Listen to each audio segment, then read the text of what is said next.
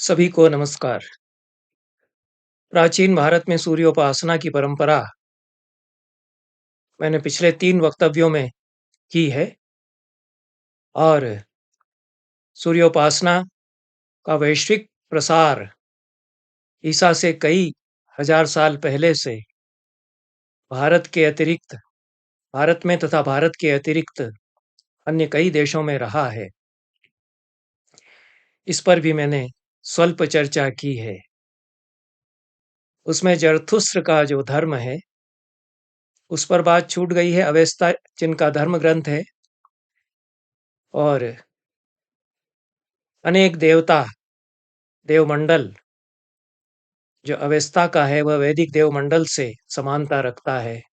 असुर का अहुर हो जाता है। अहुर मजदा उनका प्रसिद्ध सुपूजित देवता है। वरुणोपासना की जो परंपरा भारत में थी वह असीरिया पहुंची, असुर लोग वहां पहुंचे, जयशंकर प्रसाद का यही कहना है। और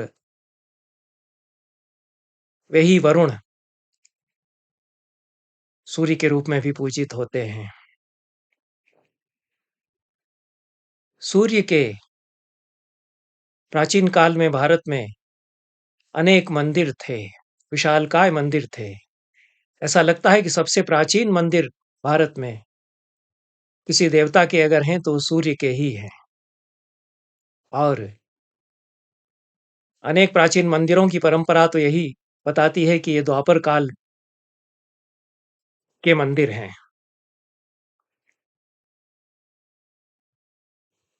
बहुसंख्य मंदिर हैं। सूर्य की प्रतिमाएं इनमें हैं और प्रतिमा शास्त्र में आइकोनोग्राफी या प्रतिमा विज्ञान की दृष्टि से सूर्य की प्रतिमा कैसे बनानी चाहिए, इस पर भी विष्णु धर्मोत्तर पुराण तथा प्रतिमा लक्षण विषयक, प्रतिमा शास्त्र विषयक अन्य ग्रंथों में चर्चा की गई है।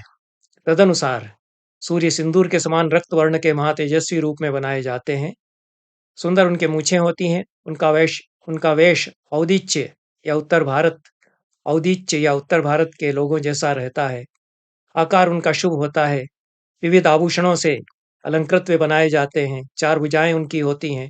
वक्षस्थल पर कवच उनके होता है। बाएं और दाहिने एक-एक हाथ में किरणों की तरह चमकती हुई लगामें उनके रहती हैं और फूलों की मालाएं उनमें लटकती रहती हैं। सूर्य के दोनों पार्श्वों में उनके सेवक दंड और पिंगल रहते हैं। दोनों का वेश भी औदिच्य ही होता है। उनके मस्तक पर सूर्य के कर या किरण है। कर शब्द का प्रयोग हाथ और किरण दोनों अर्थों में संस्कृत में आता है श्लेष से। तो सूर्य के कर उनके मस्तक पर रखे हुए हैं, फैल रहे हैं। हाथ और किरण दोनों से आशय लेना चाहिए। पिंगल जो सेवक है वह दाहिनी ओर रहता है। उसका वर्ण बहुत ही पिंगल, कुछ लाल भूरे रंग का होता है। उसके एक बाएं हाथ में दंड रहता है। दाहिना भाग अत्यंत पिंगल वर्ण का ही उसका होता है। उसके हाथ में लेखनी और पत्र या कागज रहते हैं। दंड के हाथ में चर्म अर्थात ढाल और शूल भी रहता है। सूर्य के बाईं ओर सिंह के चिन्ह से युक्त ध्वजा रहती है। अन्य ग्रहों से घिरा हुआ भी उनको दिखाया जा सकता है। उनके साथ उनकी 4 पत्नियां बनाई जा सकती हैं। उनका रथ एक ही चक्र का होता है जिसमें 7 अश्व जुते होते हैं। रथ में 6 अरे या तीलियां होती हैं। सूर्य का सारथी अरुण इसको हाँकता हुआ दिखाया जाता है। 7 अश्व सूर्य के होते हैं। 7 छंद जो वेदों में हैं वे ही उनके 7 अश्व हैं, ऐसा वर्णन मिलता है। और 7 किरणों के 7 रंग ये उनके अश्व हैं, यह भी वर्णन मिलता है। उनकी ध्वजा पर चिन्हित सिंह धर्म का प्रतीक है और यही सिंह आगे अशोक के ध्वज में भी आता है। सूर्य की पत्नियों में एक पृथ्वी है, दूसरी उनकी छाया। सूर्य और छाया को लेकर के पुराणों में अनेक कथाएं मिलती हैं। अन्य पत्नियां उनकी प्रभा और द्यौः ये कही गई हैं। सूर्य के अनेक मंदिर हैं। उनमें से जो अत्यंत प्राचीन मंदिर हैं उनके संबंध में विवरण मिलता है। संक्षेप में कुछ विवरण मैं यहाँ दूंगा और जो मंदिर मैंने देखे हैं उन पर चर्चा करूंगा, उनके सचित्र प्रदर्शन भी। करने का प्रयास करूँगा। उलार्क मंदिर है, उलार के नाम से भी जाना जाता है। सांब से इसका संबंध जोड़ा जाता है और यह परंपरा इसके संबंध में है कि सांब को कुष्ठ रोग हो गया था, उन्होंने सूर्य की आराधना की, उससे उनके कुष्ठ की व्याधि दूर हुई और उन्होंने देश में 12 स्थानों पर 12 मंदिर बनवाए और उसमें से एक मंदिर यह है, उलार का मंदिर। पाल वंश की मूर्तियां, पाल वंश के राजाओं के द्वारा बनाई हुई मूर्तियां यहाँ पर हैं, काले पत्थर पर निर्मित, और विदेशी आक्रांताओं ने हमला करके इसको काफी क्षति पहुंचाई। भरतपुर के राजवंश के लोगों ने इसका जीर्णोद्धार भी बार-बार कराया है और संत अलबेला बाबा 19वीं शताब्दी में उलार का आए और उन्होंने इसका गांव के लोगों के सहयोग से जीर्णोद्धार कराया।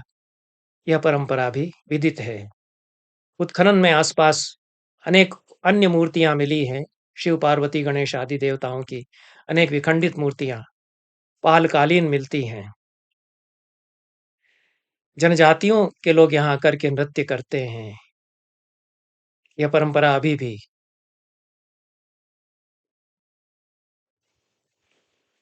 जारी है और यह जाति नेटुआ जाति कहलाती है।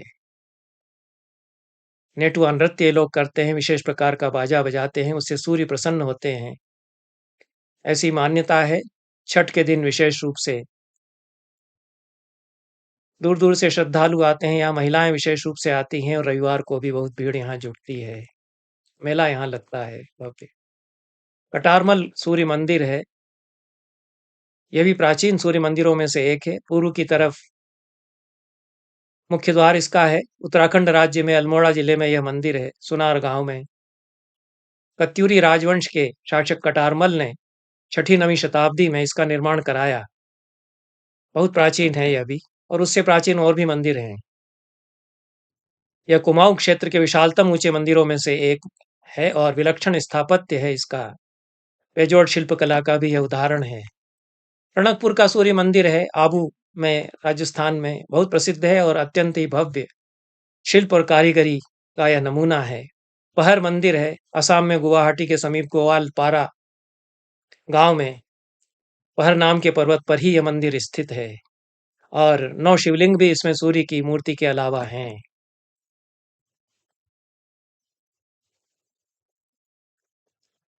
प्रतापगढ़ उत्तर प्रदेश में, इलाहाबाद के पास, इलाहाबाद और प्रतापगढ़ के बीच में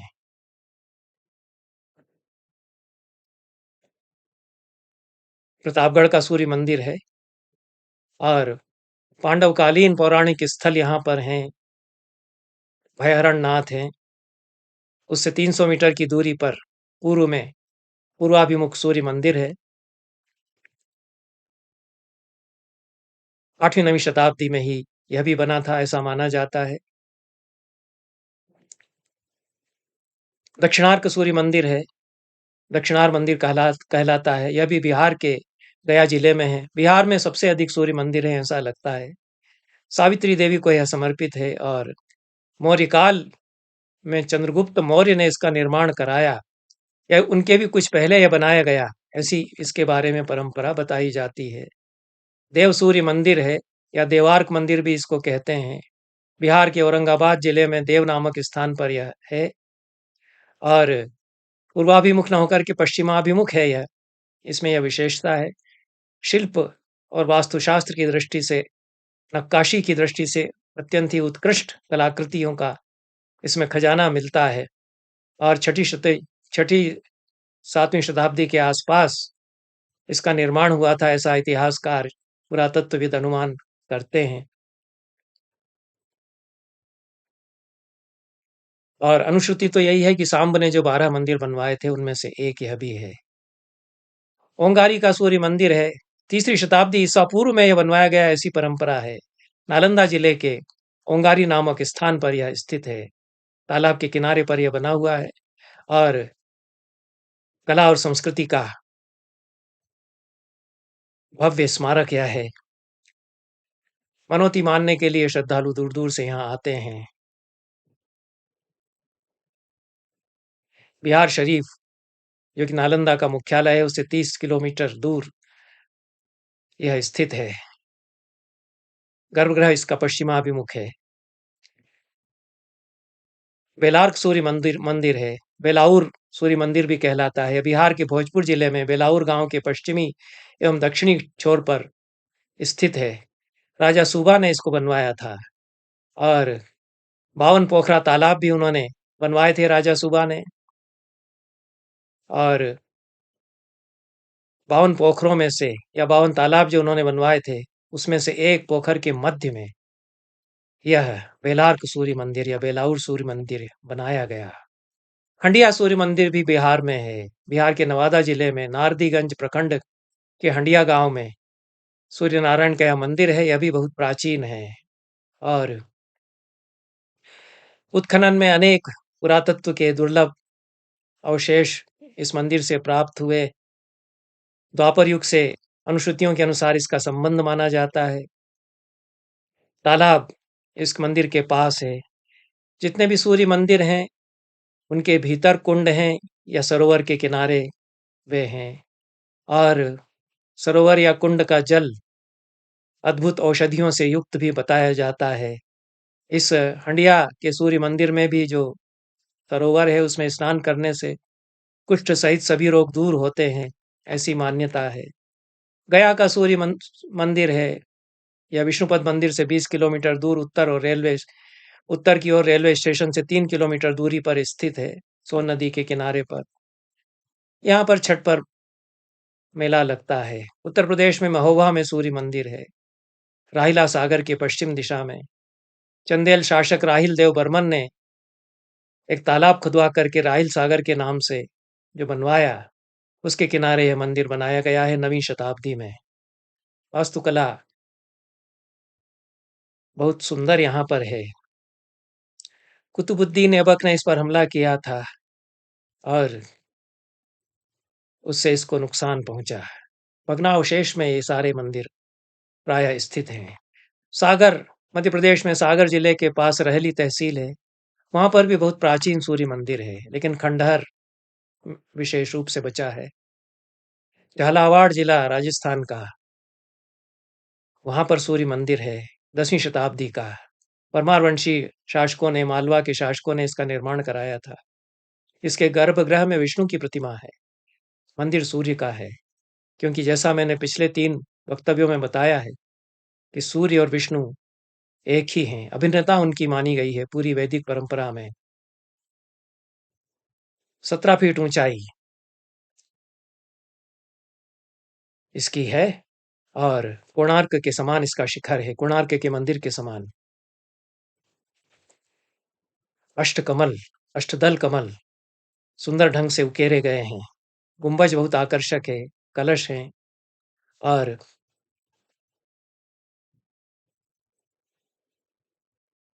815 ईस्वी में इसका निर्माण हुआ,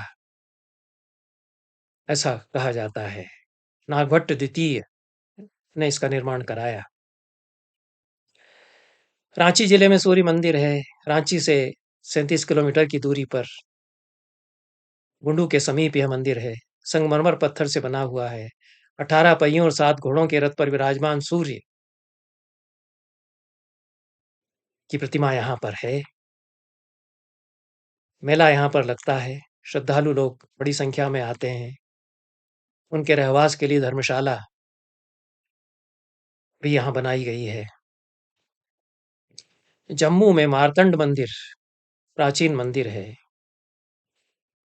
उसके तो भग्नावशेष ही मिलते हैं। उसकी अनुकृति में एक आधुनिक मंदिर मार्तंड मंदिर के नाम से नए मंदिर बनाया गया है। जो प्राचीन मंदिर है वो 5वीं 6ठी शताब्दी का था और ललितादित्य, प्रसिद्ध प्रतापी सम्राट, उन्होंने इसका निर्माण कराया था। ऐसा है। बिहार के ही सहरसा जिले में भी एक मंदिर है। हिमाचल प्रदेश में नीरथ में सूर्य मंदिर है।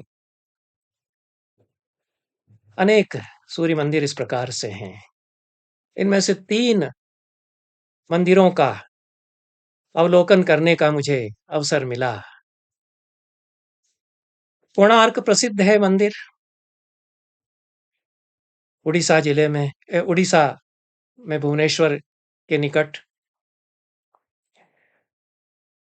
यह पूर्व दिशा में भारत की यह मंदिर है। एक मंदिर मध्य क्षेत्र में है।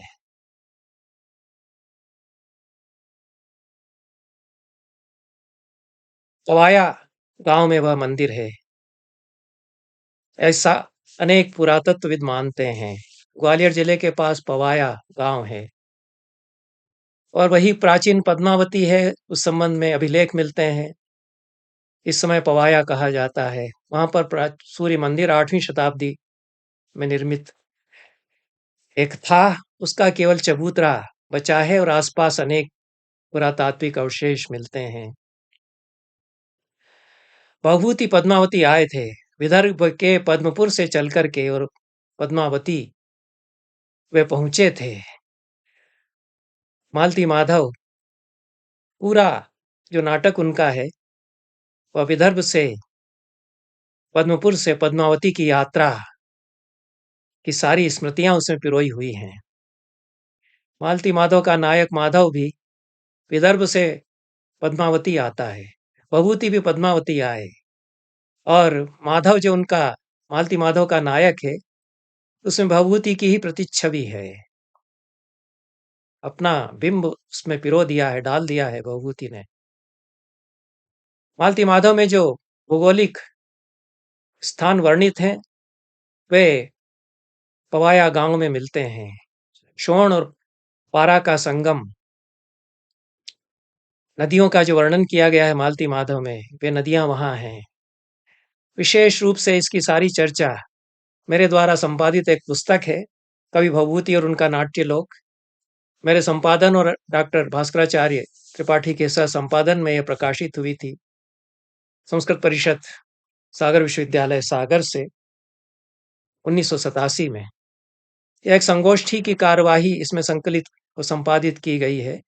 पूरी संगोष्ठी पवाया गांव में पद्मावती में आयोजित की गई थी। उसके बाद भी वहां संगोष्ठियां होती रहीं।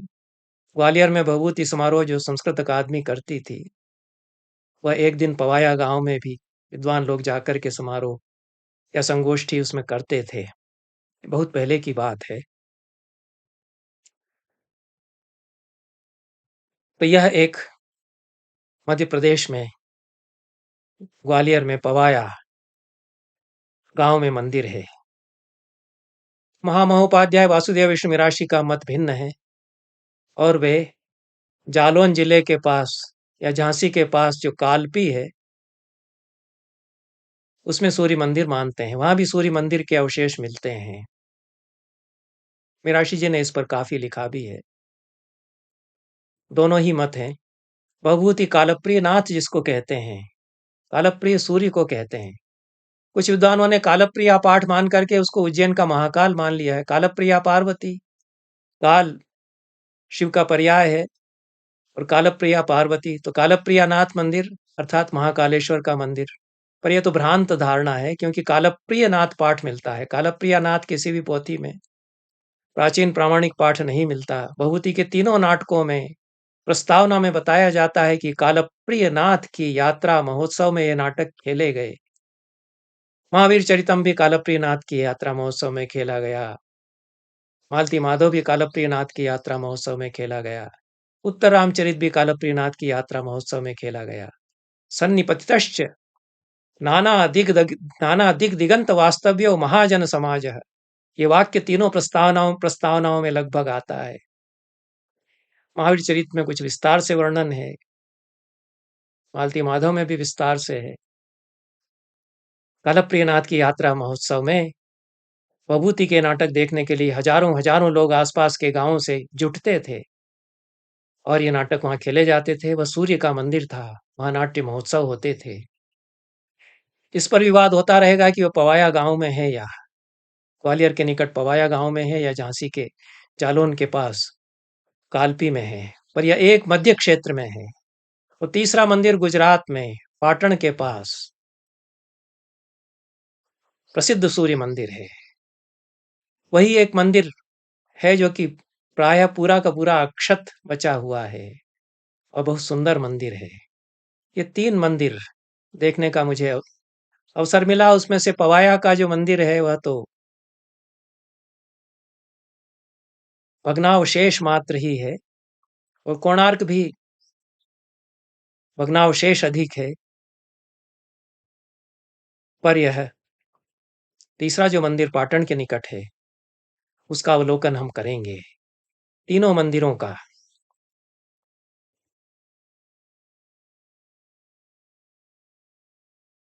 अवलोकन हम करेंगे।